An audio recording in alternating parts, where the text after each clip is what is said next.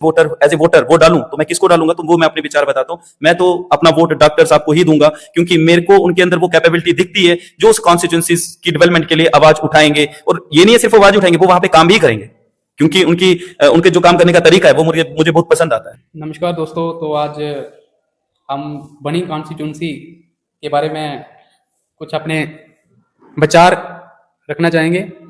तो हमारे साथ हैं मुकेश सर, तो इनसे पूछेंगे थोड़ा बहुत कि जैसे कि अब इलेक्शन आने ही वाली है, लास्ट फेज चल रहा है, मतलब लास्ट दौर चल रहा है इलेक्शनों का।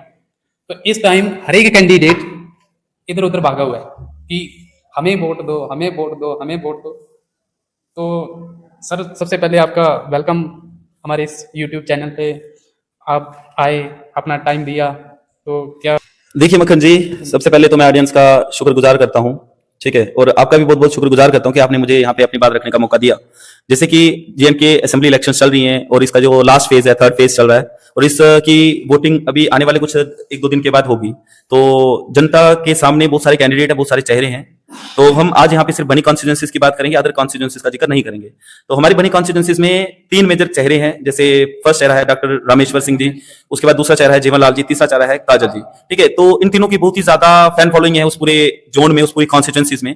तो यहां तक मेरे को लगता है कि अगर मैं उस कॉन्स्टिट्यूंसी से एज ए वोटर वोट डालूं तो मैं किसको डालूंगा, तो वो मैं अपने विचार बताता हूं। मैं तो अपना वोट डॉक्टर साहब को ही दूंगा, क्योंकि मेरे को उनके अंदर वो कैपेबिलिटी दिखती है जो उस कॉन्स्टिट्यूंसीज की डेवलपमेंट के लिए आवाज उठाएंगे। और ये नहीं है सिर्फ आवाज उठाएंगे, वो वहां पे काम भी करेंगे, क्योंकि उनके जो काम करने का तरीका है वो मुझे बहुत पसंद आता है, ठीक है। तो मैं एक बात अपनी ओर रखना चाहता हूं यहाँ पे। देखिए सर जी, मैं उस कॉन्स्टिट्यूंसीज में 1-2 मंथ पहले ऐसे घूमने के लिए गया हुआ था, ठीक है। तो मैंने वहां पे बहुत सारी मुश्किलात का सामना मेरे को करना पड़ा। वहां पे ना तो सड़क है अच्छी, ठीक है। अगर हमारा जो बनी एरिया वो सबसे ज्यादा रिमोट एरिया है, उसमें जितनी भी हमारे एरियाज आते हैं वो सबसे रिमोटेस्ट एरिया है। वहां पे सबसे ज्यादा रूरल एरियाज ही हैं, जहां पहाड़ी एरियाज ही हैं, ठीक है। तो उन एरियाज में हमें बेसिक मुश्किलात का बहुत बड़ा सामना करना पड़ता है। जैसे कि वहां पे स्कूल नहीं है, वहां पे रोड्स नहीं है, वहां पे बिजली नहीं है, वहां पे इंटरनेट नहीं है। आज हम 5G में जी रहे हैं, तो आज वहां पे इंटरनेट की सुविधा बहुत कम है। कुछ ही ऐसे जोन होंगे, या कुछ ही ऐसे आपके वार्ड्स होंगे, या कुछ ही ऐसी लोकेलिटीज होंगी जहां पे इंटरनेट चलता है। वहां पे अगर फोन करना होगा तो हमें 1 किलोमीटर दूर जाना पड़ेगा। इसके पीछे कौन जिम्मेवार है? इसके पीछे जिम्मेवार है हमारी वहां की सरकार, जिसने वहां पे रूल किया हुआ है आज तक। वो क्यों वहां पे इंटरनेट की सर्विसेज प्रोवाइड नहीं करवा पा रही है उन रीजन में, जिन रीजन में इंटरनेट नहीं पहुंच रहा है। हम बात करें डिजिटलाइजेशन की, तो कहां है वो डिजिटलाइजेशन? हमें तो दिखी नहीं बनी कॉन्स्टिट्यूंसीज में सर, है ना। एक बच्चा पढ़ने के लिए, कोई भी एक बच्चा जैसे उस कॉन्स्टिट्यूंसी से पढ़ने के लिए जा रहा है, तो उसको पहले तो उस कॉन्स्टिट्यूंसी से बाहर निकलना पड़ेगा। उसको पढ़ने के लिए कहां जाना पड़ेगा? वो पढ़ने के लिए जाएगा भिलावर, वो पढ़ने के लिए जाएगा बसोली, वो पढ़ने के लिए जाएगा कठुआ। तो हमारी सरकार ने आज तक वहां पे किया क्या? पहले ये हम सबसे बड़ा मुद्दा उठाएंगे उस कॉन्स्टिट्यूंसीज के लिए।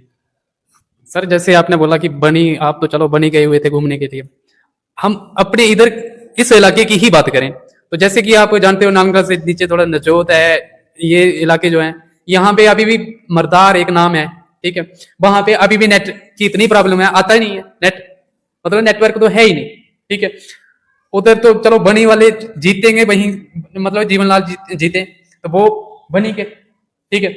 उनकी अपने उधर नहीं डेवलपमेंट हो पाई कितने साल हो गए, 10 साल हो गए, तो इधर कौन देखेगा? आप जैसे आपने बताया कि मैं तो वोट करना चाहूं तो मैं डॉक्टर रमेश्वर को करूंगा, ठीक है। सब अच्छे कैंडिडेट, सब अच्छे हैं, ठीक है। पर कैंडिडेट को देख के, जैसे काजल जी हैं, वो भी पार्टी मतलब बीजेपी और कांग्रेस दोनों जानी मानी पार्टियां हैं, ठीक है। रमेश्वर, आपको नहीं लगता कि वो ना किसी पार्टी से ताल्लुक रखते हैं ना कुछ, फिर भी? देखिए मक्खन जी, यहाँ पे हमारी जो असेंबली इलेक्शंस होती हैं, जहां पे पार्टी का इतना दबदबा नहीं देखना चाहिए। यहाँ पे अगर हम लोकल कैंडिडेट्स का फेस देके वोट करें तो वो वोट हमारा एक राइट वोट रहेगा। अगर हम पार्टी की बात करें तो पार्टी तो दिल्ली में बैठी है ना बीजेपी, कांग्रेस कहां बैठी है? सेंटर में बैठी है। यहाँ पे थोड़ी ना आ रही है वो हमारी लोकल डिमांड्स को पूरा करने के लिए। अगर आती तो आज तक क्यों नहीं हुई? आज तक हमारा एजुकेशन सेक्टर इतना ज्यादा बैकवर्ड क्यों है इस पूरे जोन में? आपने भी एमएससी करी है, तो मेरे को ये चीज बताइए कि आप 12th करने कहां पे, कौन सी हायर सेकेंडरी पे गए थे? मछेडी से किया। क्या आपको वहां पे प्रॉपर सब्जेक्ट्स मिले थे जो आप रखना चाहते थे? नहीं मिले थे। आई थिंक आपने कोई 7-8 साल पहले 12th करी है। मैं बात करूं, आज भी वहां पे वही हालत है कि अगर आप कोई अपनी मर्जी से सब्जेक्ट रखना चाहते हो या जिसमें आपका इंटरेस्ट है, वो सब्जेक्ट वहां पे है ही नहीं। बहुत सारी ऐसी हाई सेकेंडरी, मैं सिर्फ मछेडी की बात नहीं कर रहा हूं, मैं बनी की हाई सेकेंडरीज की बात करूंगा, मैं बिलावर की हाई सेकेंडरीज की बात करूंगा, मैं बसोली की हाई सेकेंडरीज की बात करूंगा। जो सब्जेक्ट जिस सब्जेक्ट में बच्चे का इंटरेस्ट है वो सब्जेक्ट उसको मिलता ही नहीं है। तो हम कहां की बात करें कि हमारा एजुकेशन सेक्टर बहुत स्ट्रांग है। जैसे आपने अभी पीछे जो आपने भी फॉर्म भरा होगा, वो जो कंट्रेक्चुअल लेक्चरर वगैरह लगाए जाते हैं, तो उसके बारे में आपके क्या विचार हैं? मतलब लॉलीपॉप देती है गवर्नमेंट, पर देखिए मक्खन जी, कंट्रेक्चुअल जो फॉर्म है वो कुछ टाइम पीरियड के लिए अनएम्प्लॉयमेंट को रोकने का काम करती है सरकार। 1 साल के बाद हमें यह बताया जाए कि हम 4 या 5 मंथ वहां पे अपनी सर्विसेज देते हैं, उसके बाद क्या श्योरिटी है कि हमें वहां पे परमानेंट किया जाए? पहले तो ये कंट्रेक्चुअल सारा मुद्दा ही खत्म होना चाहिए। हाँ। अगर आपको जॉब्स प्रोवाइड करनी है तो आप रेगुलर करो, कंट्रेक्चुअल खत्म करो। आप कुछ टाइम पीरियड के लिए सिर्फ बच्चे को हायर करते हो, उसके बाद उसकी जिंदगी खराब हो जाती है। वो यही उम्मीद से आता है कि हाँ मेरे को फ्यूचर में जॉब मिल जाएगी या मेरे को परमानेंट कर दिया जाएगा, लेकिन बाद में उसको कोई परमानेंट नहीं किया जाता। मक्खन जी, ये जो आपने बनी कॉन्स्टिट्यूंसीज की बात कर रहे थे हम इलेक्शंस के दौरान, ठीक है, तो Rameshwar is the best candidate. मैं सभी लोगों से यही गुजारिश करूंगा कि आप डॉक्टर साहब को जिताइए, बहुत ज्यादा वोटों से जिताइए, जिससे कि आप आने वाले कुछ 5 सालों के में देखोगे कि कितनी ज्यादा डेवलपमेंट हुई है। और दूसरी बात, जो डॉक्टर साहब हैं आप उनको देख के वोट करोगे, उनके काम को देख के वोट करोगे, ना कि आप ये बोलोगे कि वो हमारे पास आए तो हमसे वोट मांगे। तो उनको वोट मांगने की जरूरत भी नहीं पड़ेगी, इतनी ज्यादा कैपेबिलिटी उनके अंदर है।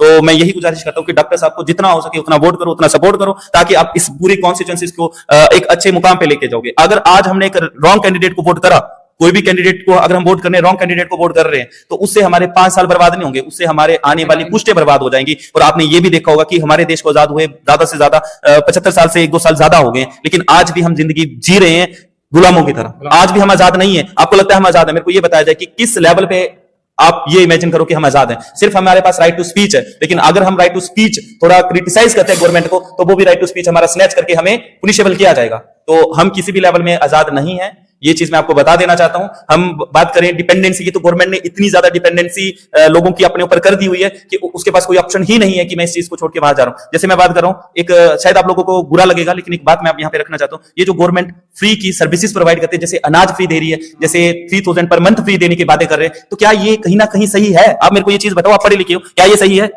सर ये तो बिल्कुल तो इसके ऊपर मैं अपनी एक बात रखता हूं। ये जो फ्री में सर्विसेज दी जाती हैं गवर्नमेंट के द्वारा, ये तो एक टाइप का ब्राइब है, रिश्वत है। किसके लिए? जनता के लिए, वोट बैंक के लिए। और आने वाले टाइम पीरियड पे मेरे को अगर 5 किलो फ्री में राशन मिलेगा हर मंथ, मैं घर में अपने अनाज लगाना छोड़ दूंगा। मैं एक किसान का बेटा हूं, मैं फसल लगाना छोड़ दूंगा। और एक दिन ऐसा आएगा कि मेरे को फसल लगाने का तरीका ही नहीं पता होगा, तो सरकार जब बंद करेगी तो वो राशन हमें कहां से मिलेगा? ये चीज बताइए मेरे को। 3000 अगर पर मंथ वो हमें प्रोवाइड कर रहे हैं, तो मैं कमाना ही भूल जाऊंगा, क्योंकि मेरे को पता है सरकार देगी। तो इससे हमारा देश तरक्की नहीं करेगा, इससे हमारा देश नीचे जाएगा। अगर हमें तरक्की करनी है तो सरकार को स्किल डेवलपमेंट्स करवानी पड़ेगी, सरकार को यहाँ पे वोकेशनल एजुकेशन का कॉन्सेप्ट लाना पड़ेगा, सरकार को ह्यूमन कैपिटल फॉर्मेशन करनी पड़ेगी, जिससे कि ज्यादा से ज्यादा हमारे यहाँ पे लोग जो हैं वो अपनी सर्विसेज दें, वो अपने किसी गुड्स को प्रोड्यूस करके बेचें, जिससे कि हमारी कंट्री का जीडीपी बढ़ेगा, हमारा इंप्लॉयमेंट जनरेट होगा, हमारी पॉवर्टी कम होगी। तो इसी के साथ ये वीडियो देखने के लिए बहुत बहुत शुक्रिया। तो ऐसे ही